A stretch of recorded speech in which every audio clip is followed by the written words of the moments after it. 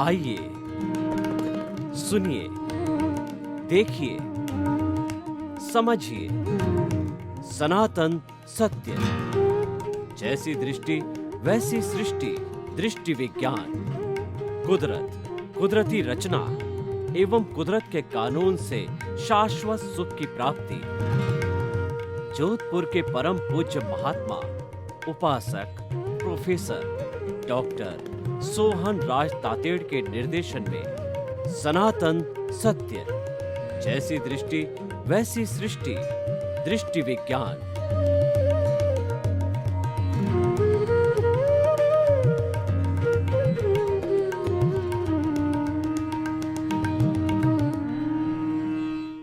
भाई और बहनों, मातृशक्ति को नमन। आज का विषय है हरि अनंत, हरि कथा अनंत। बहुत ही सुंदर विषय है।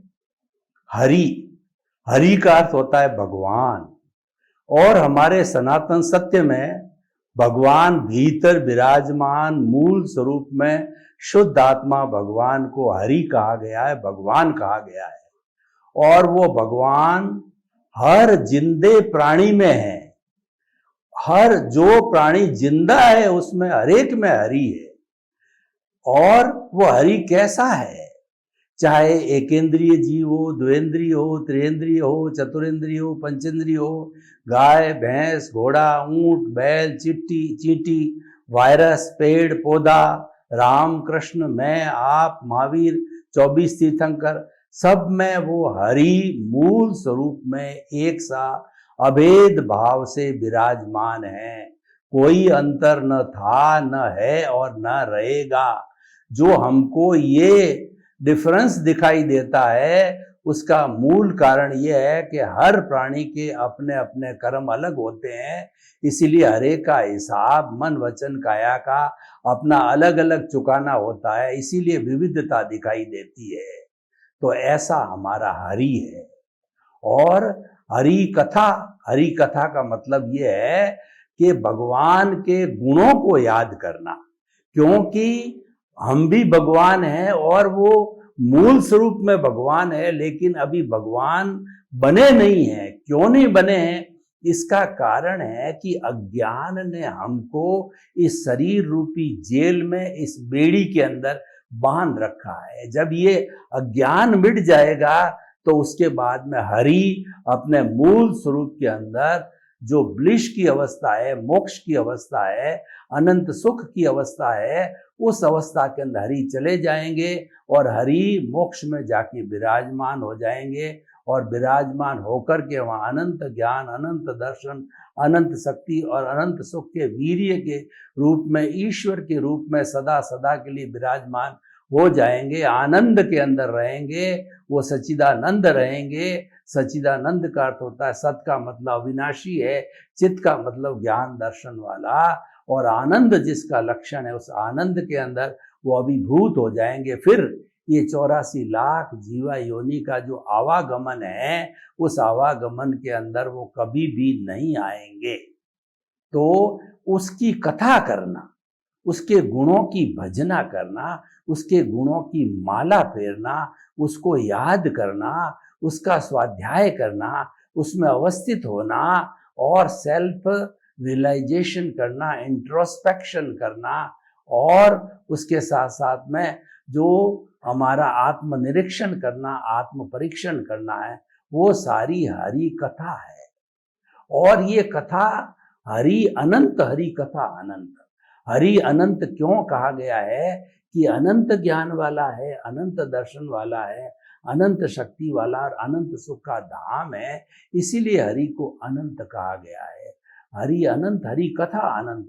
और हरि कथा यानी हरि के गुण हैं, वो अनंत है, कभी भी अक्षय है, कभी भी समाप्त नहीं होने वाले हैं, क्योंकि यह एक परमानेंट तत्व है। जो हरि है, जो आत्म तत्व है, जो चेतना है, वह परमानेंट तत्व है। भूत में था, भविष्य में रहेगा और वर्तमान में रहेगा।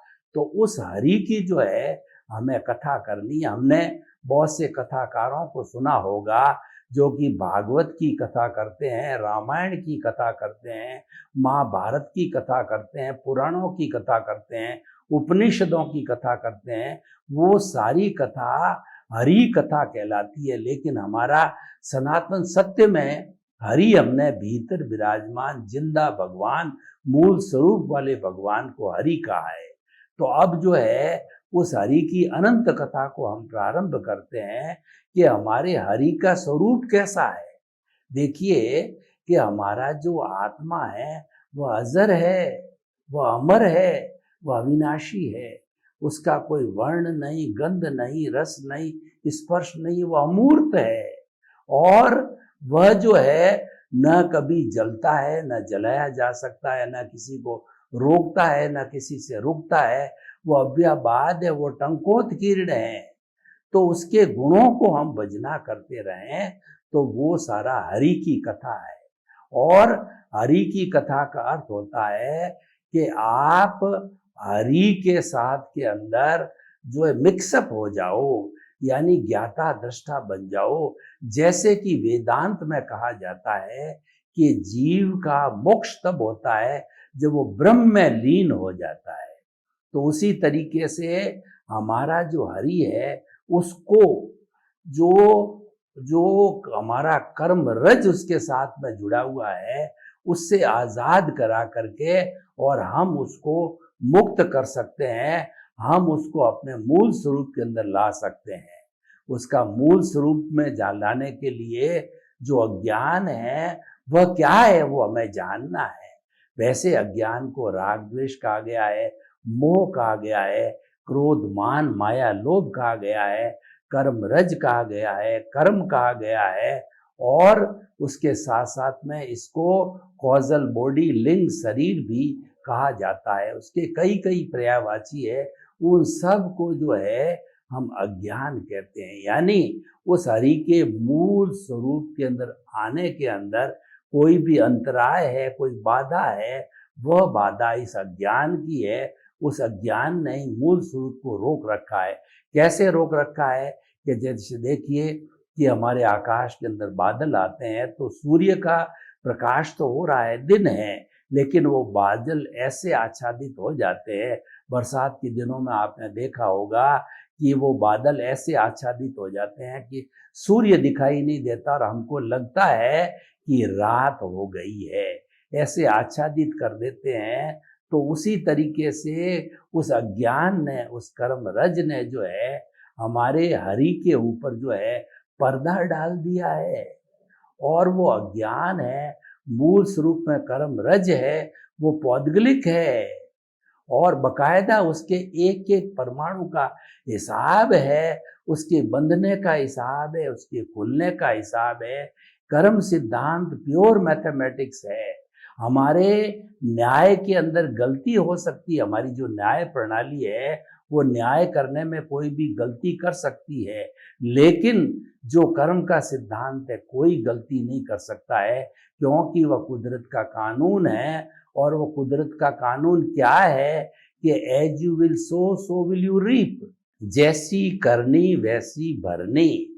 तो इसीलिए क्या है कि अच्छा करोगे तो अच्छा मिलेगा, बुरा करोगे तो बुरा मिलेगा। इसीलिए व्यक्ति को, हमें जो इस अज्ञान को दूर करने के लिए शुभ और शुद्ध प्रवृत्ति करनी चाहिए। तो शुभ प्रवृत्ति मन वचन काया की क्या होती है कि जितना जितना हम अच्छाई का कार्य करते हैं, जितना जितना हम धार्मिक क्रिया करते हैं, वो सारी शुभ क्रिया है। और उस शुभ क्रिया के साथ में पुण्य का बंध होता है। वह पुण्य का बंध है, हमें घुमाता है, वो मनुष्य गति में या देव गति में घुमाता रहता है। लेकिन हमको तो हरि की कथा करते करते हरि को जल्दी प्राप्त करना है, हरि के साथ में एक मेक होना है, जीव को ब्रह्म के अंदर लीन करना है। तो हमें क्या है कि जल्दी से जल्दी जो है वो हरि के दर्शन करने हैं। हरि के दर्शन करने के लिए हमें भीतर अपनी भावना को डालना होता है कैसे भावना डालनी होती है वो मैं आपको एक प्रयोग करके बताता हूँ। आप आंखें कोमलता से बंद कर दीजिए, रीढ़ की हड्डी एंटीना की तरह सीधी और दोनों हाथ की मुद्राएं ध्यान मुद्रा में रखिए।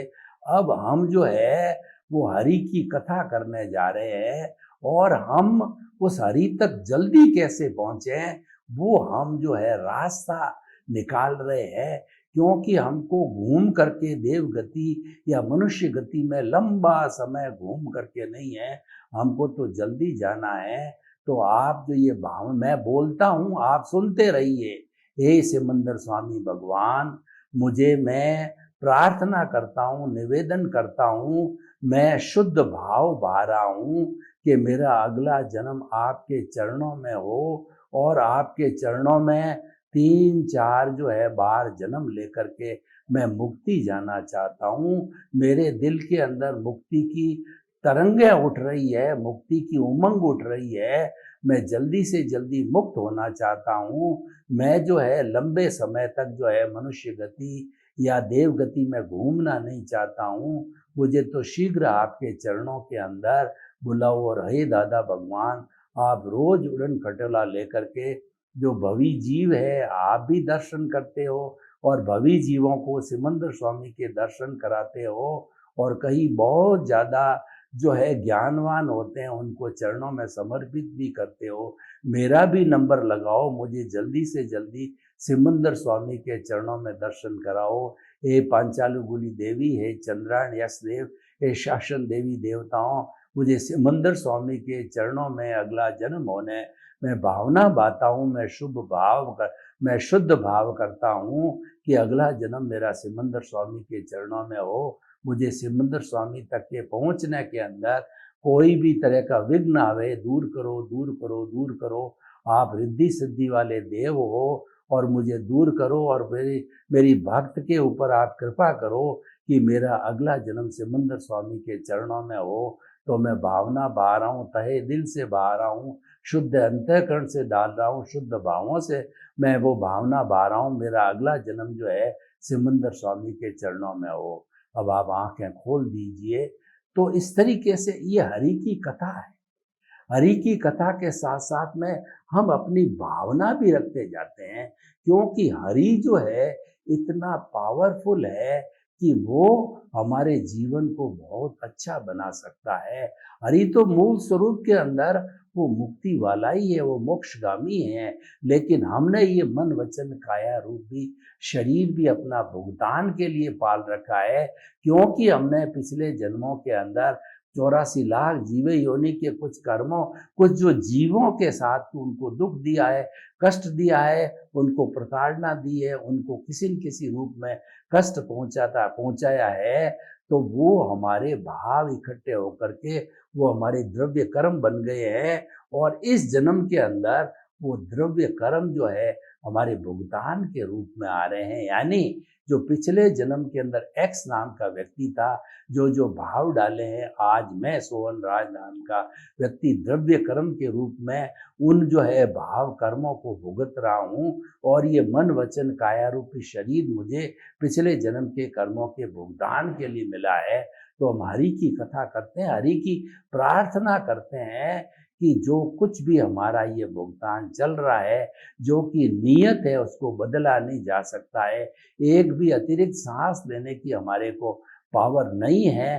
तो ऐसा जो है हम उसको ज्ञाता दृष्टा रूप के अंदर देखते रहें, यानी जो हमारा भुगतान चल रहा है उसके साथ हमारा जुड़ाव ना हो। हे प्रभु, हे ईश्वर, मुझे ऐसी शक्ति दो, जागृति दो कि वे मात्र ज्ञाता दृष्टा रह करके और जो है मन वचन काया रूपी जो भी अवस्थाएं उसको मात्र देखता रहूं। यानी हम प्रभु से हरि कथा करके प्रार्थना कर रहे हैं कि जो है वो मन वचन काया तथा उससे जुड़ी हुई हर अवस्था मात्र कुदरती रचना है और वह व्यवस्थित है, वह पूर्व निर्धारित है, वो टैप रिकॉर्डर रूप के अंदर है और वह टेम्परेरी है और वो नाशवान है। उस पूरे को मुझे भुगतना ही होगा, उसमें मेरी कोई स्वतंत्रता नहीं है। तो जब वो मैकेनिकल मोड से चल रहा है तो हम उसकी क्यों दखल अंदाजी करें, और दखल अंदाजी करने से हमको क्या मिलेगा?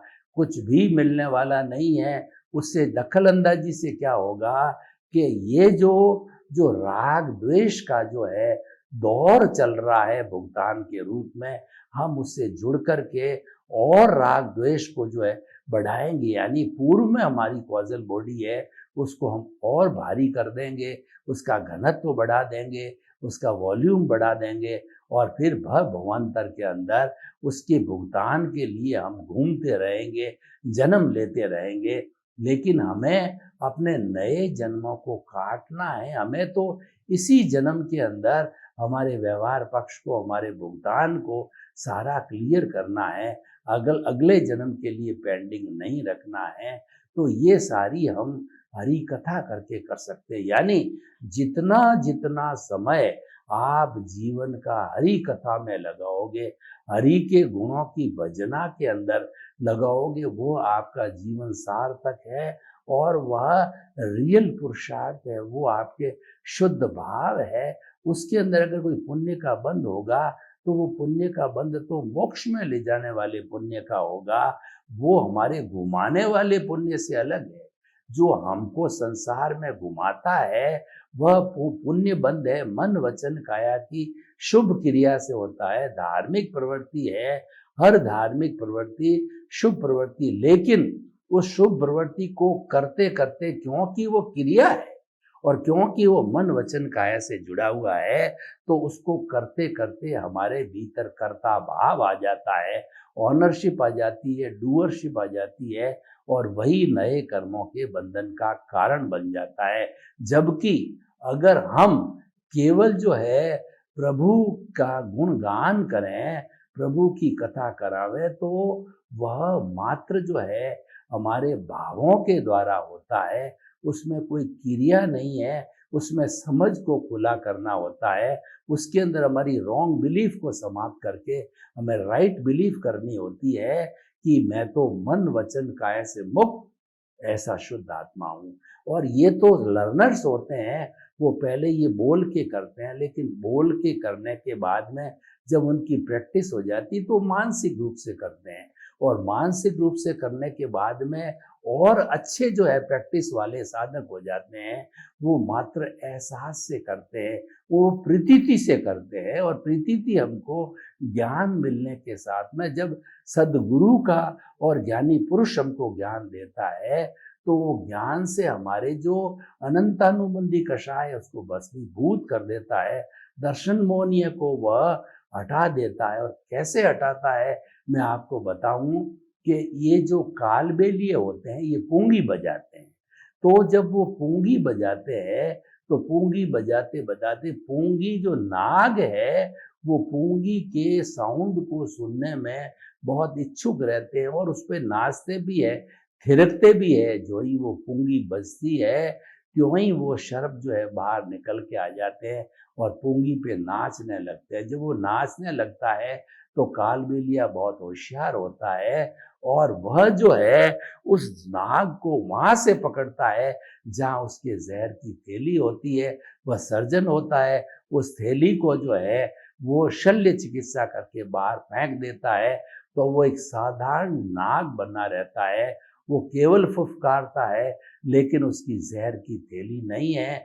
तो वह कालबेलिया अपने हाथ पे उसको डसाता है और एक पिटारे में बंद रखता है, और लोगों से अपनी जो है आमदनी कमाता है दिखा दिखा करके, और लोग जो है वो इस कौतूहल को देखते हैं। परंतु क्योंकि विषहीन सर्प है वो, ठीक उसी तरह से हमारा ज्ञानी पुरुष हमारे पुण्योदय से, और कहना चाहिए उसके पुण्य प्रबल से, उसके जो है पुण्य बहुत प्रबल होते हैं, उसके पुण्य प्रबल से वो हमें घंटा 2 घंटा का ज्ञान दे करके उसकी जहर की थैली को कालबेलिए की तरह से जो है हमारे अनंतानुबंधी कषाय की थैली को बाहर फेंक देता है। यानी हमारे नए कर्मों का आवागमन, नए कर्मों के बंधन को वो रोक देता, वो संवर पैदा कर देते हैं। मैं ये नहीं कहता हूँ कि एकदम पूरे रूप से जो कर्मों का बंधन रुक जाता है, क्योंकि जो इसकी जो दर्शनी मोहनीय की जो प्रवृत्ति होती है अनंतानुबंधी के बाद में 3 तरह की प्रवृत्ति और होती है, अप्रत्याख्यानी, प्रत्याख्यानी और स्वंजलन। लेकिन वो तीनों इतनी डाइल्यूट होती है, वो कैसी होती है, उदाहरण भी दिया गया है कि अनंतानुबंधी तो पत्थर पर जो है लकीर थी बनाने के समान है, और दूसरी जो अप्रत्याख्यानी होती है कोमल लकड़ी के अंदर जो है वह एक लकीर बनाने के समान है, आसानी से बन जाती है। और जो प्रत्याख्यानी होती है वो बालू रेत के ऊपर रेत खींचने के समान होती, खींची और इधर वो जो है एक में एक हो गई, यानी वह जो है छुप गई। और जो चौथा संजुलन होता है वह पानी के अंदर जो लकीर खींचने के समान होता है, यानी बाकी के 3 होते हैं बहुत बहुत डाइल्यूट होते हैं, वो एक तरीके के डिस्चार्ज के समान होते हैं। उससे नए कर्मों का बंधन होता भी है तो तुरंत डिस्चार्ज होता, वो इरियापथिक टाइप हो जाता है। संजलन का जो होता है उसमें इरियापथिक होता है कि एक समय में कर्म बंधा, ये जो है बड़े साधनों के जो कि क्षपक श्रेणी लेते हैं उनकी इरियापथिक होती है। एक जो है समय में बंधा, दूसरे समय में भोग लिया गया और तीसरे समय के अंदर वो समाप्त हो गया। तो ये सारा जो है कार्य है हमारा गुरु जो है, हमारा जो है ज्ञानी पुरुष करता है, और हमको ज्ञान दे करके हमको वो जीवात्मा से अंतरात्मा के पद पर लाके बिठा देता है। अब हम और ज्यादा प्रयास करते हैं। क्या प्रयास करते हैं? हरि कथा करते हैं, हरि की अनंत कथा को करने लग जाते हैं। तो हरि की अनंत कथा को करते करते जो है, यानी हमारा प्रीति के साथ में जब जागृति जो एक्सट्रीम पर पहुंच जाती है, तो उसके साथ साथ में जो हमको ज्ञान के अंदर अनुभव का जो है पैकेट या गिफ्ट मिली थी, वो 2% से बढ़ते बढ़ते धीरे धीरे, और हमारी जागृति जो है प्रीति थी 100% है, जागृति जो हमको 15% दी गई थी ज्ञान के समय में, वो हमारे पुरुषार्थ के द्वारा, रियल पुरुषार्थ के द्वारा वो जागृति बढ़ते बढ़ते वो रियल पुरुषार्थ है हरि की कथा करना, हरि से जुड़ा रहना, हरि की बात करना और हरि के ही सपने देखना और भक्ति मार्ग करना। भक्ति मार्ग के अंदर भक्त है वो भगवान को समर्पित हो जाता है। तो हम अपने भीतर विराजमान शुद्ध आत्मा भगवान के चरणों में समर्पित हो जाते हैं कि मेरी एक एक सांस आपकी है, एक एक सांस के साथ में मैं मन वचन काया से मुक्त ऐसा शुद्ध आत्मा हूँ, और मन वचन काया तथा उससे जुड़ी हुई हर अवस्था मात्र कुदरती रचना है और वह व्यवस्थित है। हम इस तरीके का जो है हमारा व्यवहार जगत का और निश्चय जगत का जो है हम चिंतन करते रहते हैं। ये सारी हरि कथा के अंदर आती है। तो हम ये जब करने लग जाते हैं तो उसके साथ साथ में हम ज्ञाता दृष्टा पद को भी प्राप्त कर लेते हैं। और वो ज्ञाता दृष्टा पद है वो क्या करता है कि हमको जो भुगतान चल रहा है उससे अलग रखता है, उसको साथ में जुड़ने नहीं देता है, वह उदासीन हो जाता है और वह हर क्षण हमको याद दिला देता है कि ये तो जो 440 वोल्ट का करंट चल रहा है उसमें हाथ डालोगे तो तुम पूरे रूप से जल जाओगे। यानी इसको देखते रहो, इसको छूना नहीं है, भुगतान को इसके साथ जुड़ना नहीं है। जब हम जुड़ते नहीं हैं तो वो भुगतान धीरे धीरे भुगत लिया जाता है, यानी डिस्चार्ज होता रहता है। और हम जुड़े नहीं हैं तो नया चार्ज नहीं होता है। नया चार्ज नहीं होने से नई कॉजल बॉडी नहीं बनती है और नया कर्म शरीर नहीं बनता है और नया भुगतान के लिए हमको भटकना नहीं होता है।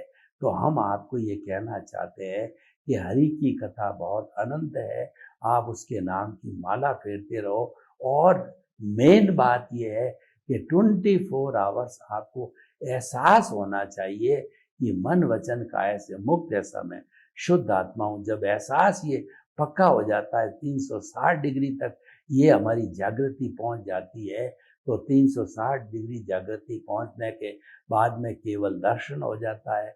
और केवल दर्शन के बाद के अंदर ऐसा जीव केवल ज्ञानी बन जाता है। और केवल ज्ञानी बनने पर ये जो हमारा शरीर है औदारिक है, उस औदारिक शरीर के अंदर वह जो एक परमात्मा स्वरूप में, वो आत्मा स्वरूप में जो है विराजमान हो जाता है भगवान रूप के अंदर। और धीरे धीरे अपना आयुष्य पूर्ण करके वह मुक्ति को जाता रहता है। तो ये सारा हरि कथा करने का है, हमारा एक प्रोसीजर है। तो इसको तो हम घंटों घंटों तक कर सकते हैं। जितनी भी जो है हमारी सत्संग है वो हरि कथा है। सत्संग के अंदर प्रभु को केंद्र में रख करके कोई बात की जाती है और हमें कोई दृष्टांत, कोई उदाहरण, कोई कहानी कही जाती है, तो केंद्र के अंदर हमारी आत्मा रहती है, केंद्र में हरि रहता है और परिधि पे ऊपर हमारी मन वचन काया रूपी जो है ये हमारा शरीर का पुतला रहता है।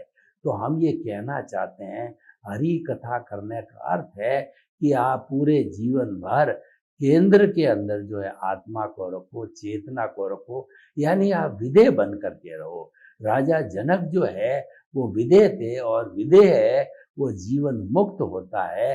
कि राजा जनक जो इतने बड़े मिथिला के राजा थे, इतनी बड़ी उनकी किंगडम थी, वो चक्रवर्ती थे और उनको सब तरह के प्रशासन के और सब तरह के जो है कार्य करने होते थे, लेकिन कार्य करते करते करते भी वो सोचते थे कि जो है मैं तो विदेह हूँ, मैं तो राजा जनक नहीं हूँ, ये तो मात्र इस एक निमित्त रूप के अंदर राजा है, जो निमित्त रूप में किसी को पनिशमेंट दे रहा है, अवार्ड दे रहा है और ये प्रशासन कर रहा है।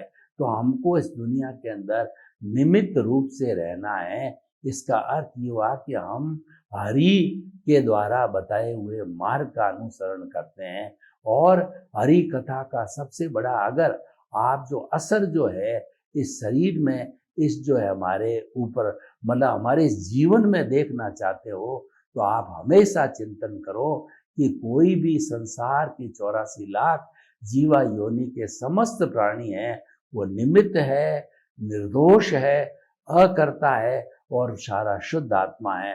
किसी के अंदर हमको दोष नहीं देखने हैं, क्योंकि ये दोष देखने का अर्थ ये हुआ कि हम देहाध्यास से जुड़ गए, हम कर्म शरीर से जुड़ गए, हम उस भुगतान से जुड़ गए जो कि हमारा चल रहा है और ये जुड़ाव है हमको फिर भटकाता रहेगा। उस जुड़ाव से अगर हमारे कर्मों का फोर्स ज़्यादा आ जाता है और हम जुड़ने भी लग जाते हैं, तो ज्ञान को अप्लाई करो और ज्ञान को अप्लाई करके आप उससे मुक्त हो, क्योंकि आप जो है वह उससे बिल्कुल मुक्त हो, वो आप हो ही नहीं। आपका स्वरूप तो दूसरा ही है, आपका स्वरूप तो शुद्ध आत्मा का है। जब इस तरीके से जो है हम करेक्शन देने लग जाते हैं, रेक्टिफिकेशन करने लग जाते हैं, तो हम हरि की कथा को करने में बहुत जो है सपोर्टिव हो जाते हैं, हम डिवोटेड और जो है डिवोटेड हो जाते हैं, डेडिकेटेड हो जाते हैं। तो इसीलिए हमें जो आज का विषय है वो निष्कर्ष की भाषा में मैं बात करूं तो मैं ना कहना चाहूँगा कि हम जीवन के सारे जितने भी कार्य करते हैं जीवन भर, वो आप करते रहिए। आपको कोई रोक टोक नहीं है, वो आपको करना पड़ेगा, क्योंकि ये आप पीछे से जो है सृजन करके लाए हो। ये भुगतान तो आपको भुगतना ही पड़ेगा, लेकिन भुगतान भुगतते भुगतते आपको ये चिंतन करना है कि मैं तो इसके भुगतान का मात्र निमित्त हूँ, मैं इसका कर्ता नहीं हूँ। मैं तो जो है मन वचन काया से मुक्त जो है ऐसा मैं शुद्ध आत्मा हूँ। और कर्ता भाव, ऑनरशिप और डूअरशिप के साथ ही जो है कर्मों का, नए कर्मों का चार्ज होता है। अगर हम जो कर्ता अपने आप को नहीं मानते, निमित्त मानते हैं, तो नए कर्मों का कोई अर्जन नहीं होगा। यानी हम शुद्ध रूप के अंदर वो हमारी भावना कर रहे हैं और वो शुद्ध रूप की जो भावना होती है वह हमारे जो है वो शुद्ध अवस्था को पहुंचती है। और उससे क्या होता है कि नए कॉजेज जो है बिल्कुल नहीं पड़ते हैं। तो हमें हरि की कथा को करने में ये ध्यान रखना है, नए कॉजेज नहीं डालने हैं और पुराना भुगतान है जो चल रहा है उसके साथ में नहीं जुड़ना है। सर्वे भवन्तु सुखिनः, सर्वे सन्तु निरामया। लोक के सब जीवों को सुख मिले, शांति मिले, आनंद मिले।